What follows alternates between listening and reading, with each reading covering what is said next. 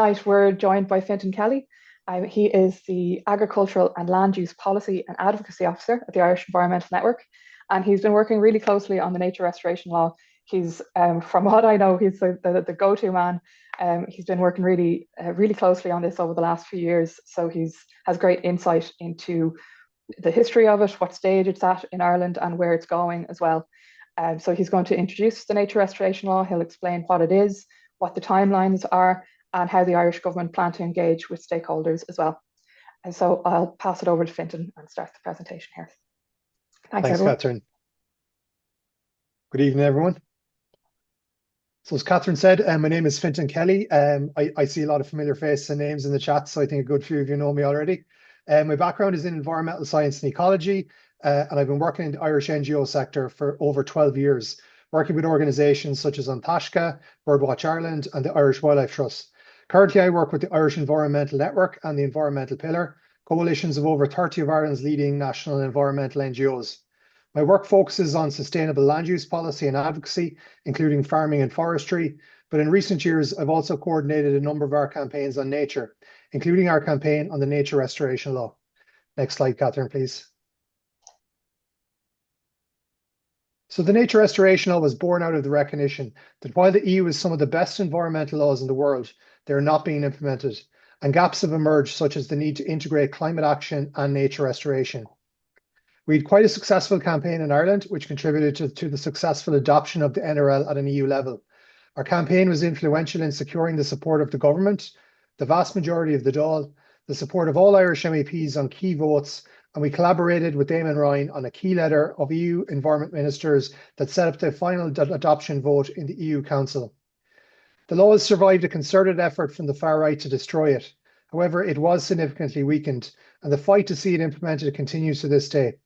The regulation came into effect just over a year ago. Next slide. So looking at the implementation of the nature restoration law, the agenda for today's presentation will focus on some key areas, like what is the nature restoration law? What are the key elements of it? What will stakeholder participation look like? What are the timelines, and a bit of information on what the environmental pillar are doing at the moment. So next slide. So the nature restoration law is arguably the most important piece of nature legislation to come out of Europe in the last 30 years. It looks to restore nature not just in islands of protected sites, but right across Europe, setting restoration targets for land, sea, our rivers, our towns, farmland, and forestry. Next slide. The restoration targets within the nature restoration law are divided across Articles 4 to 12, setting clear targets for the restoration of annexed habitats and species protected by the Habitats and Birds directives, and specific targets for urban greening, barrier removal in our rivers, enhancing pollinator diversity, and specific targets to increase the trend in biodiversity indicators across farmland and forestry. Next slide.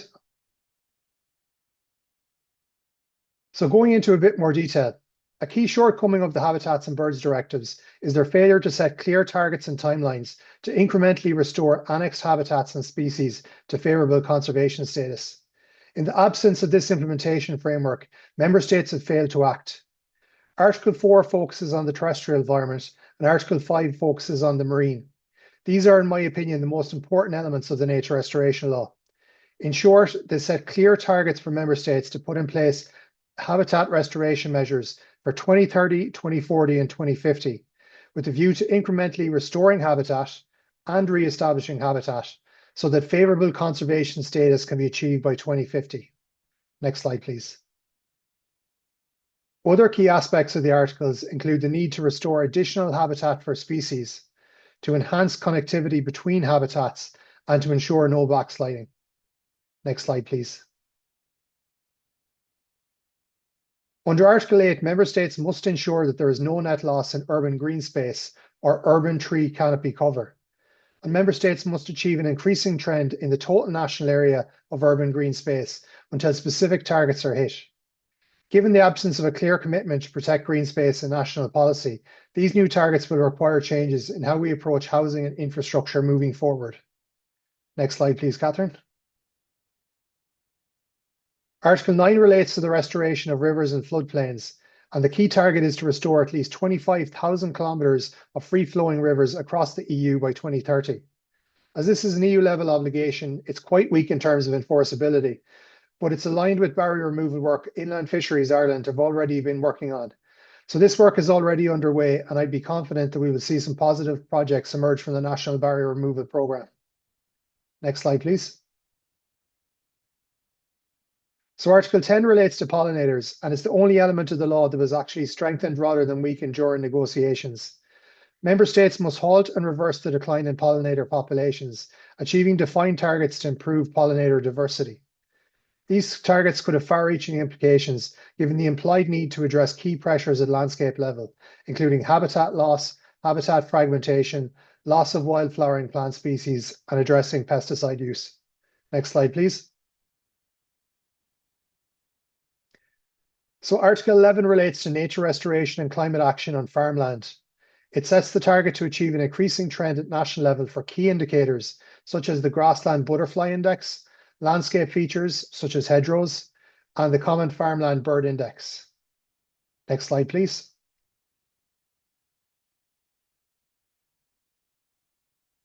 Article 11.4 relates to the rewetting of drained organic soils, and its objectives are to reduce the high greenhouse gas emissions emanating from farm peatlands. Despite the furore about this article, the targets in the Nature Restoration Law are far lower than existing national targets for 2030, as well as what is being proposed in the National Land Use Review for 2050. Importantly, rewetting does not mean flooding land. It just means raising the water table, and it does not imply an end to traditional grazing practices. Politically, there is also a commitment that any rewetting will be funded and voluntary. Next slide, please, Catherine. So Article 12 requires member states to achieve an increasing trend in key indicators in forestry and woodlands, including the Common Forest Bird Index, standing and lying deadwood, the share of forest dominated by native tree species, and tree species diversity. Given the lack of diversity or naturalness within Irish commercial forestry, these targets could have a positive impact on biodiversity, albeit starting from a very low baseline. Next slide, please. So that was a bit of a whistle-stop tour of what I think some of the key restoration targets are within the Nature Restoration Law. So now I'm going to talk a bit about exactly what the stakeholder engagement process is looking like at the moment. So next slide, please, Catherine. So all of the targets I've mentioned have to be outlined in a national nature restoration plan. The timeline for the design of these plans is extremely tight, with the official draft having to be submitted to the Commission by the 1st of September 2026. Next slide, please. So in terms of what participation actually means, it's outlined within the regulation itself. So basically, yeah, specifically like what is required within the in terms of public engagement is actually outlined within the regulation. So I suppose it just speaks to how detailed the piece of legislation is. So within it says that member states must ensure that the participation of the restoration plan is open, transparent, inclusive, and effective, and that the public, including all relevant stakeholders, are given early and effective opportunities to participate in its preparation. So for me, this implies the need to not just consult stakeholders around a draft, but actively involve them in the design of the plan. Next slide, please, Catherine. So in Ireland, the stakeholder engagement structure is one of the most inclusive approaches in Europe. It is 3 tiers. There's an independent advisory committee at the top, a leaders forum below that, and community conversations at the base. So next slide. So the Independent Advisory Committee is a high-level stakeholder committee made up of reps from the farming and fishing sector, ENGOs, and independent scientists. It's independently chaired and reports directly to the Minister. It meets on a monthly basis and monitors the outputs of the interdepartmental working groups, as well as the outputs from the other stakeholder forums. And it works towards building consensus on key issues. So far, we've been talking about stuff such as the importance of public land in achieving the national targets and the importance of having adequate funding to achieve the plan itself. So next slide.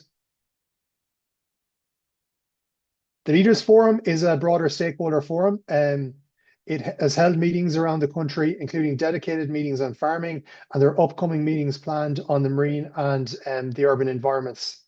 The community conversations will involve grassroots level engagement, and it's a key opportunity for communities and grassroots networks like PPNs to have their say. Next slide.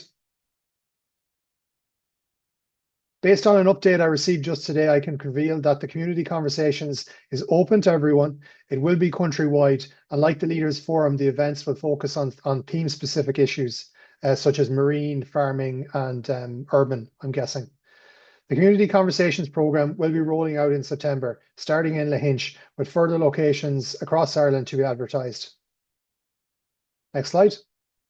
So then, as a bit of bonus material, I'm just going to say a bit about some of the stuff that the or one particular project that the environmental pillar is working on to give some input into the design of the nature restoration plan. So next slide, Catherine. I think in terms of looking at all the targets, I said at the start, I think Articles 4 and Article 5 are probably the most important for me in terms of the amount of ambition within them and what they will mean on the ground practically for the restoration and the creation or recreation of habitats. Within that re-establishment target, so this involves the restoration, the recreation of habitats where they were once, but they were lost. So when we look at the specific Annex 1 habitats, so these are the protected habitats within the Habitats Directive, the ones that have the biggest targets for that re-establishment target are a bunch of our peatlands. So this would be the heath habitats, the bog habitats, things like blanket bog, European dry heaths, and also 2 of our native woodland habitats. So old sessile oak woodlands and alluvial woodlands. And you can see there for the biggest of the lot of them is the old oak woodland target, which is over 388 kilometers squared. There are lots of derogations. As I said, the far right really weakens the nature restoration law. So there's a lot of loopholes, a lot of derogations that I'm not touching upon in this presentation for the sake of brevity. So I'm not saying that Ireland is going to put a plan into action that is going to restore that level of habitat, but we will definitely, within the environmental pillar, be pushing for the highest level of ambition possible. So for me, this is really where the real ambition is, the scale of restoration across the country. So this is something that we're looking at to particularly input on within the environmental pillar. So next slide, Catherine. I think within Ireland, I think we're all aware we have, thankfully, we still have a lot of small landholdings. We've quite a high level of small family farms relative to the rest of Europe, and that's a good thing. But it makes it particularly difficult to restore habitats at scale. So if you want to restore, for example, old oak woodland, and you were to try and do that on private land, you would require basically a lot of landowners to decide they're going to basically transform their farmland into native woodlands, or you're just going to have basically a lot of small pieces of woodland spread across the landscape, which is pretty much what we have now, a lot of small areas of habitat that are highly fragmented. And there's value in that, and we want private landers to engage. But I think when it comes to restoring habitat at scale and restoring large areas of interconnected habitat, that is really what species need, then we're going to have to look at the opportunities in public land. So 7% of the country is owned by Coillte, 1% by Bord na Móna, and we've also got land that's in national parks. We've also got land that is owned by things like the National Road Authority and local authorities. So when you look at these, this public land, which is on the right there, you can see there actually are large areas of land. A lot of that land is it's peatland. A lot of it's in our uplands, you know, Coillte, Bord na Móna, etc. So it is naturally in areas that are quite carbon dense. It is in areas that already support a lot of biodiversity, and it's in areas that there's quite a high density of overlap of Notch 2000 sites already. So if you're looking at restoring habitats at scale, re-establishing habitat, I think we really have to look at public land and the opportunities there. Obviously, politically, it should be no brainer that if you have land that should be managed in the public interest, that's where you should be looking for high ambition versus private land, where landowners obviously have to make a lot of trade-offs in terms of making a living. Next slide, Catherine. So what the environmental pillar are doing is we are looking to see if we can take GIS data, which we have managed to get through collaboration with people who work specifically on access to information requests, plus some access to information requests we've done ourselves, to get all this GIS data that should be in the public domain and utilize it to identify like where are the biodiversity hotspots and what are the paths to least constraint. So this is what we're starting to do. So this is an example of our first Restore Nature mapping project, where we've taken a lot of data sets for native woodlands. So this would be things like the Annex 1 maps of those particular habitats, and things like the Native Woodland Survey and the Ancient Remnant Woodland Survey. So this is our really old woodlands, which is a really good indicator for the woodlands that should support the highest level of biodiversity. We see, where do these data sets overlap? Where is there connectivity between them? So where is there clustering? And that should be a good indicator of where the greatest potential is for reconnecting and reestablishing these sites at a big scale.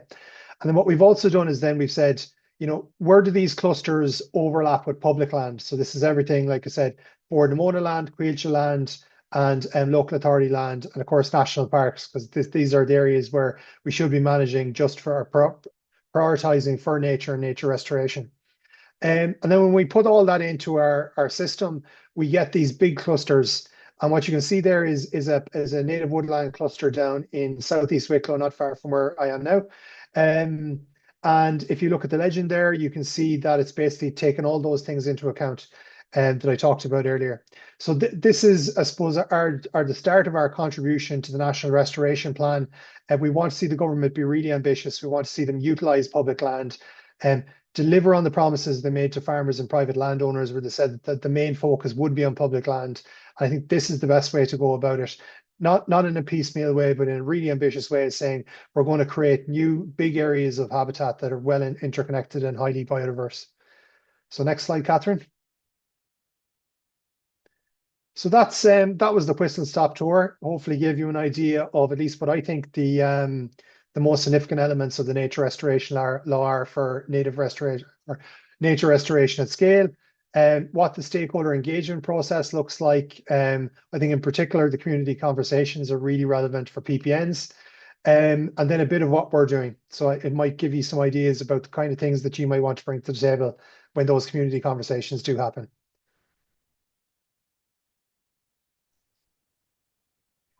That was great. Thank you.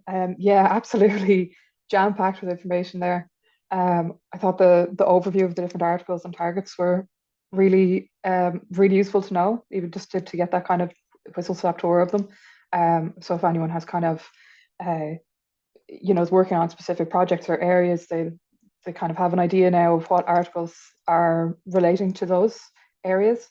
The consultation starting in September, I thought was interesting to know that they're starting so soon.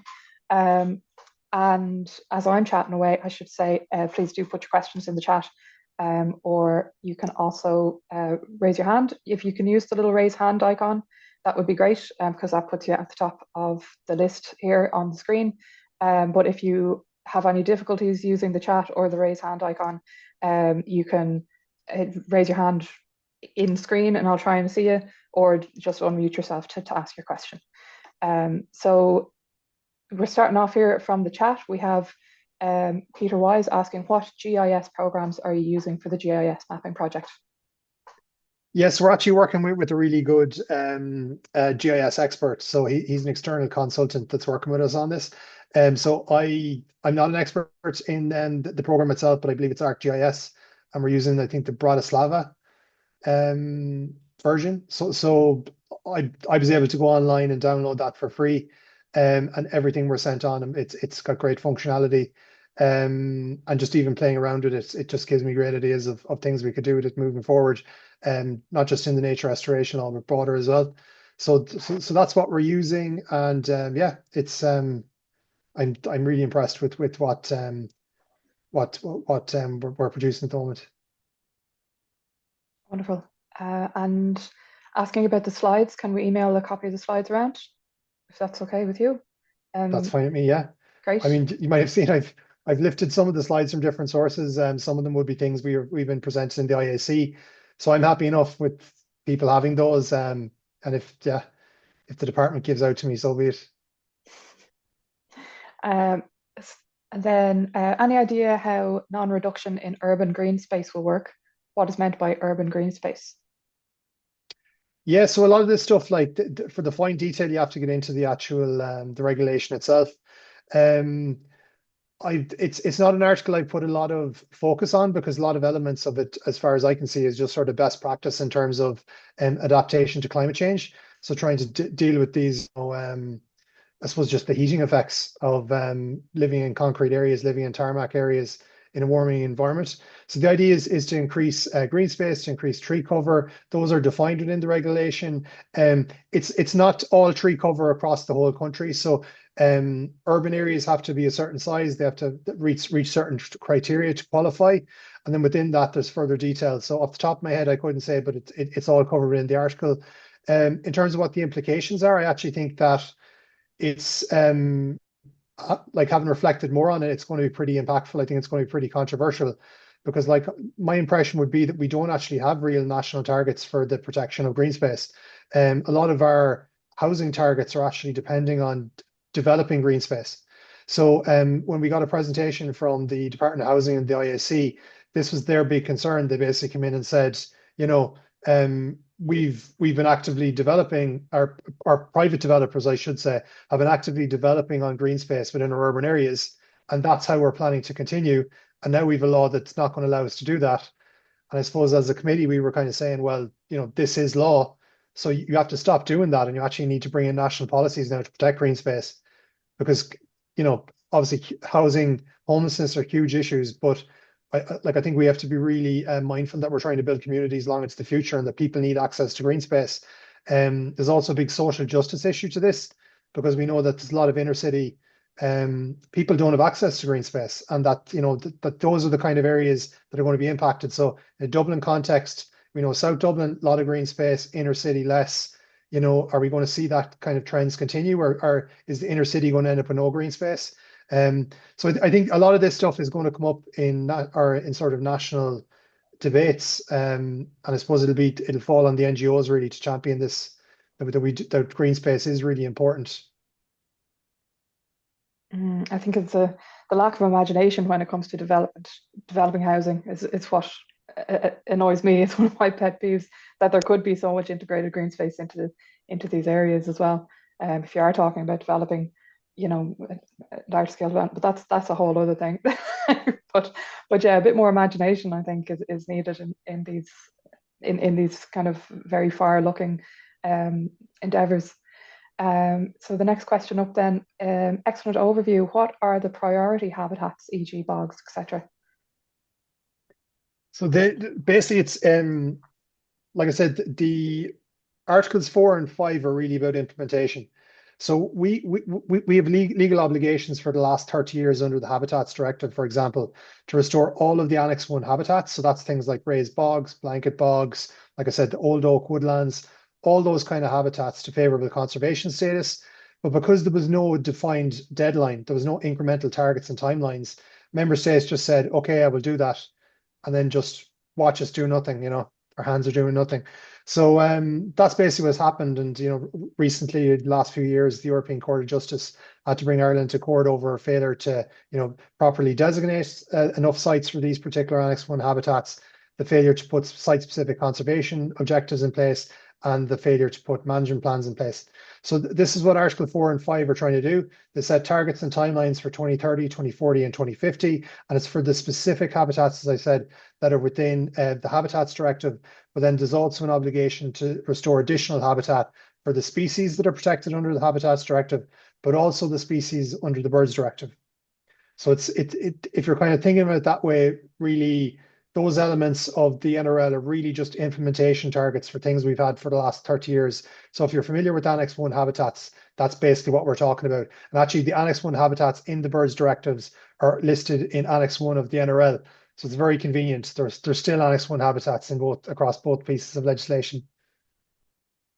Okay, and yeah, so that the Annex 1 habitats covers a wide range of different types of habitats, and then as you said, then it's kind of a crossover as well in terms of species where they are. So something might get an Annex 1 because of the species that is there.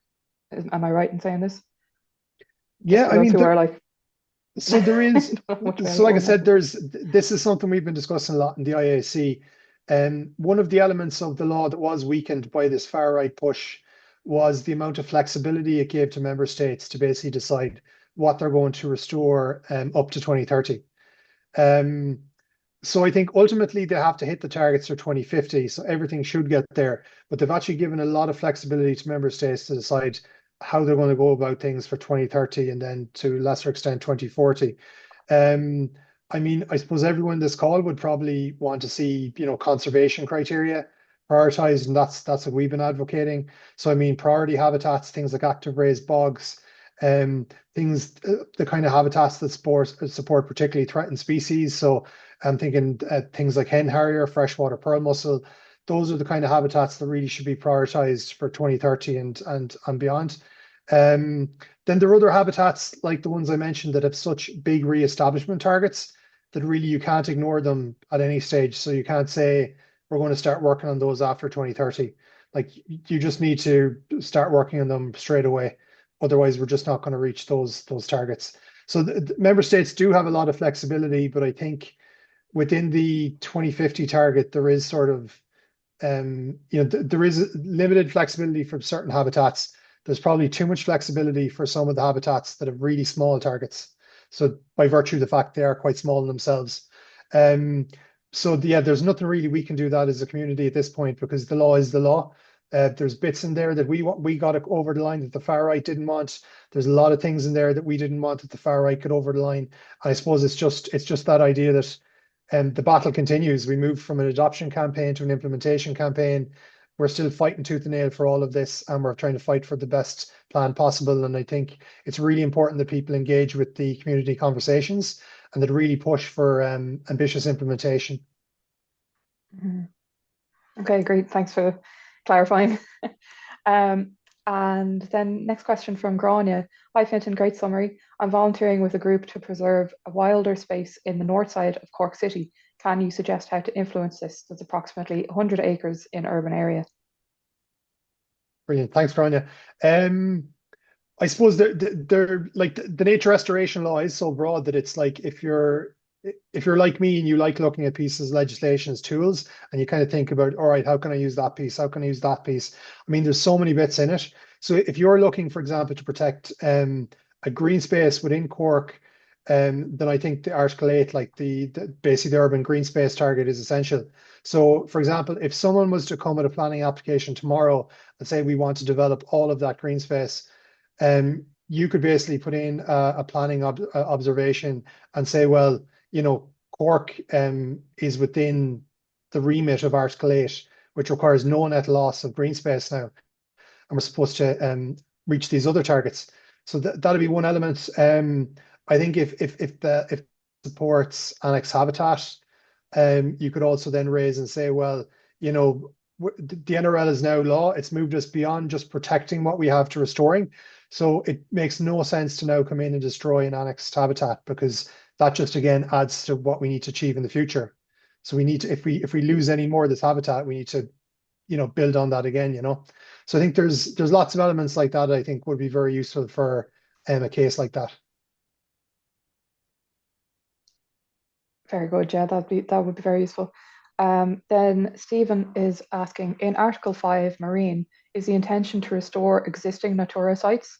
And will this be based on benthic habitats? Which I had to look up what a benthic habitat was myself. Yeah, on the bottom. Yeah, I think at the bottom of the water. Yeah, so I basically went into less detail on Article 5 just because a lot of the key elements of it are the same as within Article 4. And then I work more on the land side of things, and my colleagues then like in the Fair Seas MPA project, and others work on the marine side. So I tend to have a bias towards the land just in my particular role. So in terms of the particular habitats themselves, they're a bit different from the Habitats Directive in that a lot of the marine habitats in the Habitats Directive are very broad. So they really, you could say they cover a lot of different habitats the way they're classified. So the NRL actually goes a step further and it uses the UNIS classification system, which is an EU level system, but actually has a lot more precision and detail in it. All those habitats then are listed in Annex 2. So it's like you can go to the back end of the regulation and you see all of the habitats there. And it covers benthic habitats, so it covers things like the cold water coral habitats, and a bunch of other habitats like that. And I think, was there another element to the question? Is the intention to restore existing Natura sites? Oh, not sure. Yeah. So basically, the Annex habitats, Annex 1 habitats require protection within the Natura 2000 network, but they obviously exist outside of the Natura 2000 network. So the Natura 2000 network is just a subset of the best sites. Within the law, it does say that when members are prioritizing the restoration targets up to 2030, that they should prioritize Natura 2000 sites. That's something that the far right wanted, because they basically wanted all of the targets to only apply to Natura 2000, and they didn't win that fight. But they kind of got this addition that for 2030 there would be an emphasis on Natura 2000. From my perspective, it doesn't matter, because Natura 2000 is based on science. It's our best sites. So if we're using conservation logic, we should be prioritizing those sites for priority action. So from that perspective, it's okay. But I suppose to answer the question in a roundabout way, it's not just about Natura 2000. So member states should go into 2030 and focus on, particularly on Natura 2000 in the marine environment. But beyond that, they have to restore habitats and re-establish habitats outside your Natura 2000. Okay, very good. And this is kind of related as well to the types of habitats that this is covering. Bernie's asking, is there any work on the marine side, such as salt marsh, many border agricultural lands, and coastal erosion is also a challenge with restoration? Yeah, thanks, Bernie. I mean, in terms of where we are in the process, I suppose the interdepartmental working groups are working on basically putting the framework in place of what we have to do to put together our national restoration plan. And a lot of that involves like creating the templates of how we're going to report and deciding on the criteria of how we prioritize things up to 2030. And then also the stakeholder engagement piece, which I said, and all that kind of stuff. So in terms of the actual specifics of, what does restoration mean for a particular habitat, we aren't there yet in terms of the transparency around that. So they will. So things for saltwater marsh habitats, they will have to restore them. I don't see how you can restore or reestablish the habitats without addressing some of those key pressures and threats. So the things you mentioned, I think that those there should be a strategy to address those. But in terms of me, I suppose as a stakeholder, I don't have sight of that stuff yet. And to be honest, it's not clear to me the extent to which the authorities want to engage with us in that level of detail. That's the level of detail. Like, I want to get into this kind of level of detail. You want to get into, like, I want to know, what are the main sites they're going to restore by when, what criteria do they use to select those sites, and specifically what are they going to do within those sites? Like, that's what conservation means on the ground. So I think that's the kind of detail that we want to see. But I'm not convinced yet that they want to engage with us on that sort of level. So that's something that we need to push for, and we need to keep working for. Yeah, there still seems to be a lot of unknowns in relation to all of that. Yeah. But yeah, as you said, yeah, it'll be kind of the NGOs and groups like that working on the ground that are providing all of this knowledge and input. So hopefully we'll be listened to. They'll actually take these things into account. So then Martin is asking, just in relation to the dependency on publicly owned land, I wonder who's going to maintain the habitat, considering that quite a lot of this land is infested with invasive species. Absolutely, yeah, it's a huge issue. And I think I suppose like for a lot of the public land, we're talking about Cuilchin and Bord na Móna. I think Cuilchin in particular, given the nature of the targets, so there's like I said, some of the most ambitious targets relate to native woodlands and peatlands. Bord na Móna have to do a lot of rehabilitation just off the back of the fact that land has come out of commercial production, peat mining and all that sort of crack. But I think there's less scope for restoring some of those habitats in the short term than there is on Cuilchin land. So yeah, I think like we engaged recently in the IAC with Cuilchin. There is a willingness on their part to do stuff, and they didn't convince me that they're necessarily highly engaged. Their understanding of the law could be a lot better. But they were very proactive in kind of saying, that they clearly have the expertise. They've been involved in a lot of life programs. They know exactly what it costs to restore some of these habitats. And I suppose this is one of the big questions for us at the moment is where is the funding? There's a lot of talk at an EU level about private finance, but like these are national obligations. The public money has to play a big role. Um, there's big pots of money out there. There's a lot of money in things like a forestry program that isn't being utilized fully. So there is money out there. There was obviously the last government created infrastructure, climate, and nature fund, and we've seen in the announcement of the National Development Plan a couple of weeks ago that the nature has been totally gutted from that fund. So there isn't a single cent allocated to nature. So we were led to believe 20% of that was supposed to be ring fenced for nature, which would be over 600 million, which wouldn't be adequate, but it's something to get us up and running. I mean, Quilcha would do a lot with 600 million, you know. Um, I said, like you suggest, rhododendron control is very expensive and it's an ongoing thing that's going to take decades. But I am seeing like practices are improving. The MPWS are getting on top of some of this stuff in Clarny. I've seen Quilcha trialing, you know, and use of pesticides, which aren't great, but they do seem to be pretty effective down in the Devil's Glen here in Wicklow. So there is signs that we are getting to grips with what needs to be done, but like it's about finances and capacity, and I'm not seeing the government moving fast enough or the commission really moving at all. You know, we're operating within a very far right sort of environment where environment and is seen as woke, and it's not high in the political agenda. It's all about rearmament. So yeah, it's a massive issue, finance. Mm, yeah, absolutely. And then I'm going to skip down to another question. I'll come back to the ones because this is also about Quilcha. Um, saying if Quilcha's land is going to be used for nature restoration when a lot of their land is used to produce pine timber, will Ireland end up producing less timber? So will one target affect another? I don't know if you have an answer to that yourself, but Yeah, I mean, my perspective on the utilization of Quailcha land would be there's a lot of Quailcha's land that isn't in commercial production. So Quailcha are actually the largest peatland owner in the country. They own more peatlands than Board or in Bord na Móna. So like they own a good bit of land, a good bit of blanket bog that actually was never afforested. Taking that for example, like if that was to be restored, then there would be no impact on commercial um, um, lumber production. And there's also a large proportion of the Creature estate that actually isn't, it's loss making. So this is the forestry that we all know in the uplands in the west that was planted up and it was just never commercially viable. It's either it's loss making and it's not producing any valuable timber and it's a liability for a quilcha, or else it's sort of producing stuff, but it's just very low quality. And actually it's not really with the kind of stuff that we need to be producing. So I think when you look at the public good, you look at what we need to do to reduce land use emissions.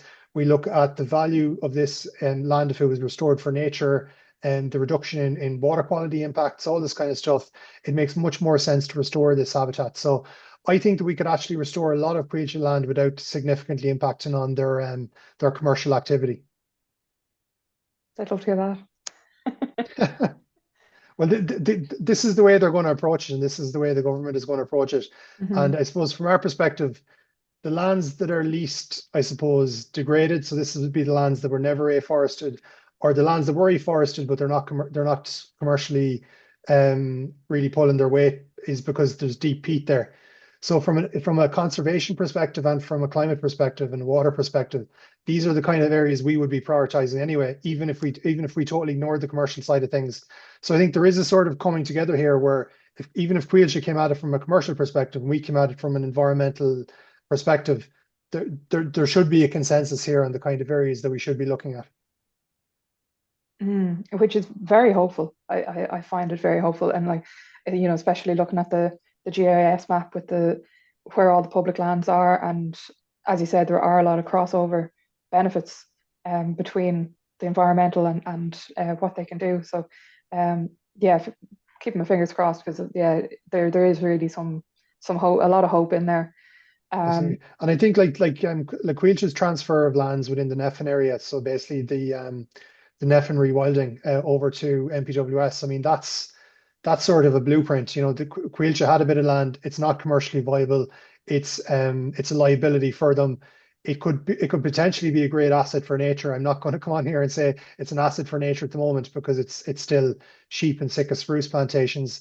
But there is a precedent there. Like, I mean, this isn't pie in the sky stuff. This is stuff that's already sort of happening, and there is recognition at some level. Brilliant. So there's a few more questions up here. So Hans is asking, how will you know what restoration measures are required in SACs and SPAs in the absence of up-to-date ecological information and detailed management plans for many designated sites? Yeah, it's a great question. I mean, I mentioned the SAC case earlier. So, Micheál O'Brien, who's Irish, who would have been working in the commission for many years and would have been involved in putting together the background for that SAC case, actually sits with me on the IAC. So I think a lot of his perspectives are kind of informed by, um, what are Ireland's outstanding legal obligations and what do they mean in the context of the nature restoration law. So, I mean, in the absence of the nature restoration law, there's a lot of things we need to do. We know that there's a lot of information gaps. The NRL itself actually sets targets to try and address these. They're particularly an issue in the marine environment. So there is an emphasis on that. The restoration targets for 2030 and the near term basically are less ambitious for the marine in recognition that this massive, I suppose, science gap does exist. So I suppose there isn't an easy answer to the question, Hans, but I suppose it is recognized. It is recognized that these gaps do exist, that they need to be addressed. They are sort of touched upon within the NRL. But then it comes back to my earlier point as well in terms of the detail. What does restoration look like? And it's something we need to, I suppose, fight for. I guess that we do sort of have input and we do have say that there is transparency around what exactly happens where and why particular sites were prioritized. Because I think even my own experience working in the NGO sector, I have seen that even in around the original designation of the Natura 2000 network, there are sites that were designated that weren't priority sites. They were picked ahead of other sites that had would have basically been should have been prioritized as far as I can see. So yeah, transparency is important, and we need to. This is going to be an ongoing process. It's running to 2050 and beyond, so there's going to be a lot of work. Mm-hmm. Yeah, this next question might be one of those as well that need to be kind of hammered out. Martin is asking, do requirements to remove obstacles in rivers preclude the development of small-scale hydro? I think it's a good question. I think it could. Like I said, the target itself, so the barrier removal target, it's quite a good one. I think I think everyone would recognize that these sort of barriers in rivers are a massive conservation issue for migratory species. And I suppose the target itself, as I said, is quite weak in that it only applies to the EU level. 25,000 kilometers seems quite impressive, but it's 25,000 kilometers of free flowing river. So basically, if you remove one barrier and you calculate then what the free flowing stretch is, you can actually get a lot. I heard in a podcast that actually, Spain, for example, has a law that says that obsolete barriers are illegal, and basically it's incumbent on the owner to remove them. So this would be things like hydroelectric dams that are coming out of commission, that they actually have to be legally removed. And that actually, if Spain was to just remove all of its illegal barriers, it would actually hit the EU's target. So the target itself isn't that ambitious. It's not that easy to enforce it at member state level because it is an EU level target. But as I said, that Inland Fisheries Ireland are already working on this. So they've already done a lot of the mapping. There is a National Barrier Removals program website. So if you go on that, you can actually see there's a switchboard that tells you exactly how many barriers have been identified and what the priority ones that have been identified for removal. So I'd actually be hopeful that even though originally I was looking at this and saying, if they decide to hit on or sit on their hands in this one, like I don't think there's a lot we can do about it other than complain. But actually looking at what IFI are already planning to do, I think that it could be very impactful. I think, as I said, one of the implications then will be around hydroelectric. But I mean, personally, I think hydroelectric is quite ecologically damaging. I think in comparison to solar, and in comparison maybe even to well-sited wind energy, poorly sited wind energy can be disastrous as well. But I'd find it difficult, even if the NRL didn't exist, just with the Habitats and Birds Directive and the Water Framework Directive, I'd find it hard to see a big push on hydroelectric moving forward, just because of the ecological impacts. Mm. Okay, good to know. Yeah, that national barrier removals as well sounds great to look into that and Yeah, the see. switchboard is really good. Like, I definitely, if people are even just of a passing interest, to check that out. Mhm. Um, then we have two more questions up here, which I'd say we'll easily get to. So if anyone else, there's 8 minutes left before 8 o'clock. So if anyone else has any questions, be sure to put them in or raise your hand. Um, so uh, there's a question here. Public participation is very hard to achieve. For instance, in the pre-draft for the Clare Biodiversity 2025 to 2031 plan, a whopping 0.032% of part of the Clare population took part. So yeah, I do have some kind of thoughts on public participation myself. And so how will the invitation of participation be reinvented? As Lahinch has mentioned first up, seemingly there must already be some sort of plan in terms of community to be worked out. Yeah, so I literally just got that update today, and it wasn't even through like an official channel. It was through a person I know who's really interested in being involved in community conversations, and wrote to the minister and got that response that said that. So within the ISC, we've been meeting this coming Friday, and I'm going to be following up and trying to get more detail. So at the moment, even though I sit on the subcommittee as well around the public engagement side of things, we've kind of been kept in the dark around community conversations. And I think a big part of it is just capacity. So even though we have this law that is a lot of elements to it, involves a lot of engagement, there hasn't been an increase really in capacity within the MPWS to take all this extra work on. So what we're seeing is that there does seem to be a will to engage the public.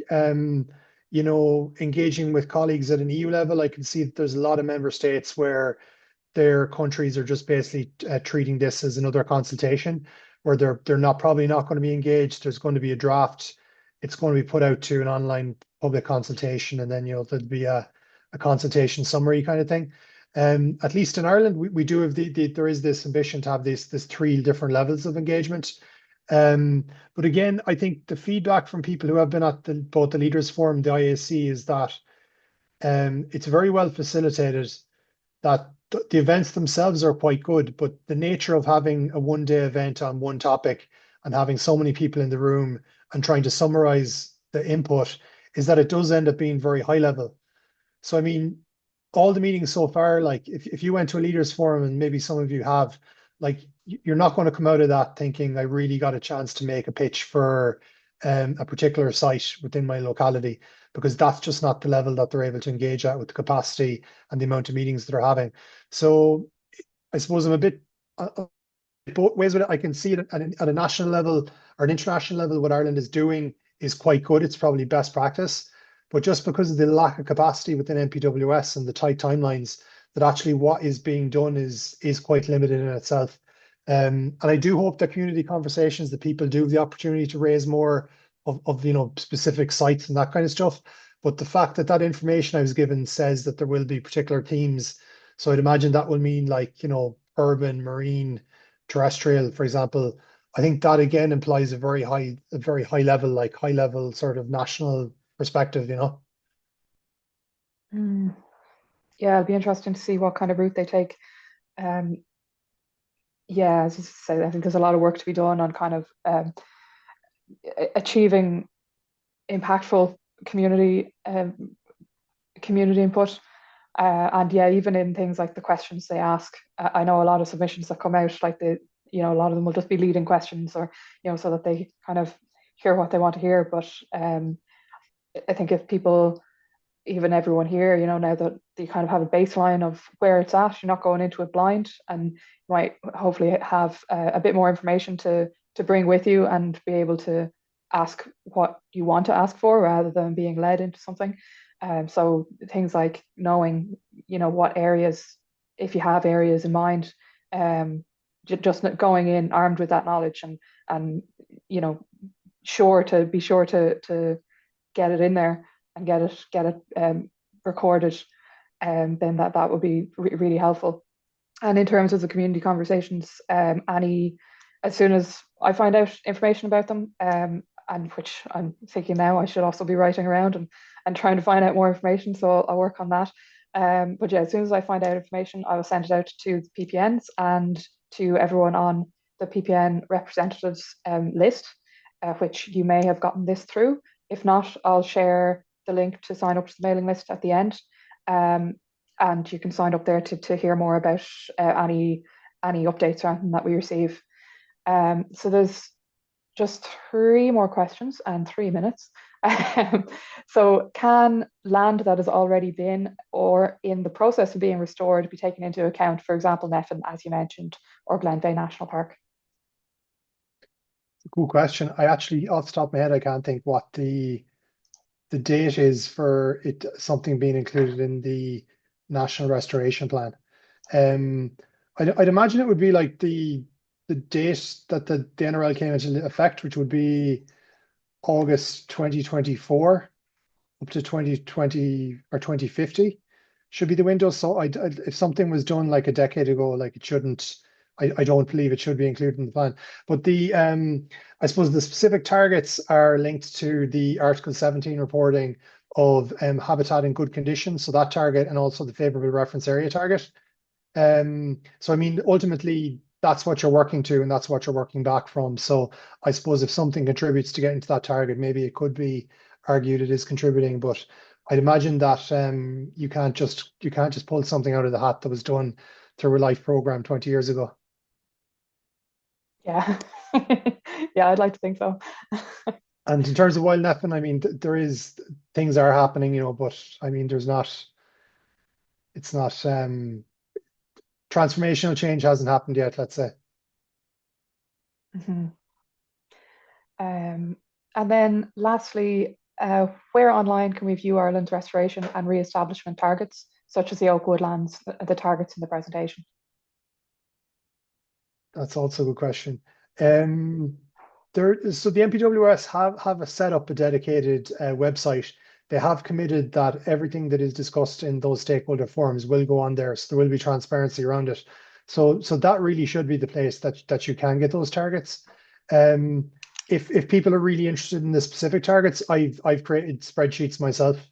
So if people are really interested in specific things, I suppose if they contact you, Catherine, like I can show people stuff.